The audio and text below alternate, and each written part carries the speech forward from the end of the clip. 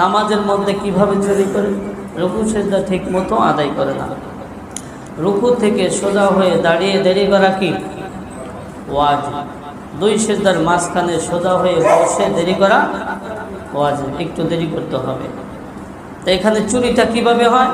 বলে রুকু থেকে সোজা হয়ে না দাঁড়ায় আবার সিজদায় চলে যায়, ওয়াজিব তরক হইল।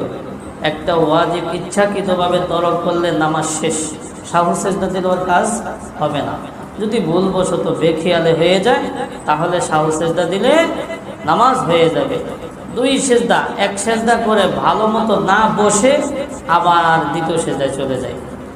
প্রথম সিজদা থেকে ভালো মতো বসতে হবে, ভালো মতো বসতে হবে, এরপরে দ্বিতীয় সিজদায় যাইতে হবে। তো এখানে যে চুরিটা কিভাবে হয়? প্রথম সিজদা থেকে ভালো মতো সোজা হয়ে না বসে, দেরি করা তো দূরের কথা, ভালো মতো সোজাই হয়ে যায়, এরপর দ্বিতীয় সিজদায় চলে যায়। এটাই হলো নামাজের মধ্যে চুরি করা। ওয়াজিব তরক হইল, ওয়াজিব তরক হলে নামাজ শেষ।